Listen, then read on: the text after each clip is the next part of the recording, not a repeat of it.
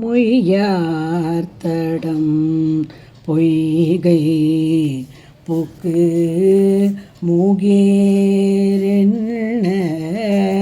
கையால் குடைந்து குடைந்து உன் கழல் பாடி மொய்யார்த்தடம் பொய்கை புக்கு மூகேரென்ன கையால் குடைந்து குடைந்து உன் கழல் பாடி ஐயா வழியடியோம்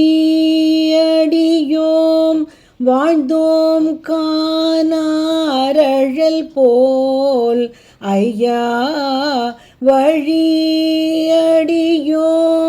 வாழ்ந்தோம் காணாரழல் போல் செய்ய வெண்ணீராடி செல்வா சிறு மருங்குல்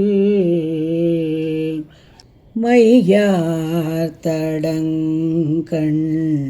மடந்தை மணவாளா மையார்த்தடங்கண் மடந்தை மணவாளா ஐயா நீ ஆட்கொண்டு அருளும் விளையாட்டின் உய்வார்கள் உய்யும் வகையெல்லாம் உய்ந்தொழிந்தோம்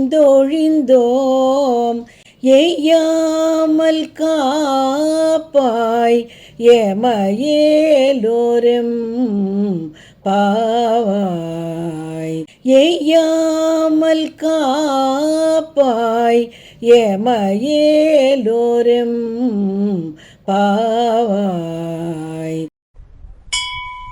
திருச்சிற்றம்பலம். தென்னாடுடைய சிவனே போற்றி, எந்நாட்டவர்க்கும் இறைவா போற்றி. அனைவருக்கும் அன்பு வணக்கங்கள். இன்று திருவெம்பாவையின் 11வது பாடலை பார்ப்போம். சிவபெருமானது பெருமைகளை பற்றி பாடிக்கொண்டும் பேசிக்கொண்டும் வீதியில் சென்று கொண்டிருந்த தோழியர்கள் இப்பொழுது தடாகத்துக்கு, அதாவது நீராட உள்ள குளத்திற்கு அருகே வந்துவிட்டனர். வண்டுகள் மொய்த்து ரீங்காரம் செய்யும் அழகிய நீர்த்தடாகம்.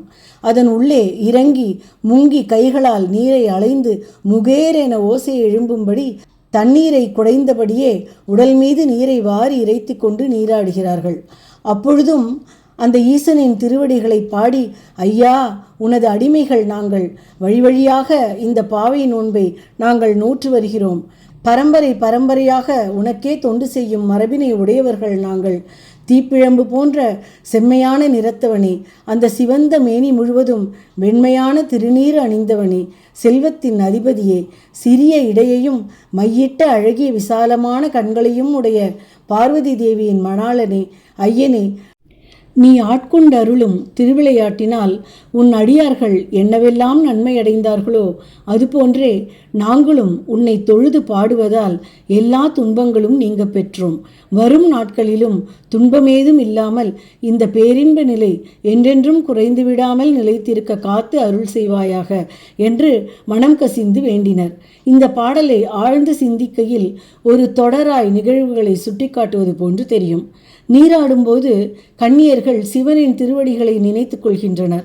புறத்தூய்மை நீரானமையும் என்பதாய் நீராடுவது அவர்களின் உடல் அழுக்கை போக்குகிறது. அகத்தினை தூய்மையாக்க சிவனது ஆறழல் போல் நெருப்பாய் நிறைந்து சிவந்த திருமேனியை பாடுகின்றனர். அது அவர்கள் மனத்தில் உள்ள மாசுக்களை எல்லாம் சுட்டு எரிக்கிறது. அந்த மாசுகள் எல்லாம் சுட்டு எரிந்த பிறகு விஞ்சி நிற்பது அவன் மேனியில் பூசியிருக்கும் வெந்நீர் போல தும்பை பூவாய் தூய்மையான வெள்ளை உள்ளம். அத்தகைய வெள்ளை உள்ளத்திற்கு அந்த செல்வத்தின் அதிபதியானவன் அவர்களுக்கு தரும் செல்வம் முக்தி. அந்த முக்தியை எளிதாய் அடைய வழி அவனது அருட்சக்தியாய் விளங்கும் சிறுத்த இடையும் கருணையை பொழிவதால் அகன்று விசாலமாய் இருக்கும் கண்களையும் உடைய உமையவளையும் சேர்த்து நினைவில் கொள்வதுதாம். எத்தனை அழகாக நமக்கு உணர்த்தியுள்ளார். அதேபோன்று அவன் திருவிளையாடல்களினால் அடியார்களை ஆட்கொண்டு ஒவ்வொரு உயிர்களிடத்தும் உள்ள பக்குவ நிலை அறிந்து உய்விக்கிறான். அந்த வகையில் மிகவும் எளியோராகிய தாங்களும் அவனை பாடி தொழுவதால் பெற்ற பேறு எவ்விதமும் எந்நாளும் குறைந்துவிடக்கூடாது என்று மனமுருக பிரார்த்திக்கின்றனர். அன்றாடம் நாமும் வாழ்க்கை என்ற குளத்தில் குதித்து நீந்தி கொண்டு இருக்கிறோம்.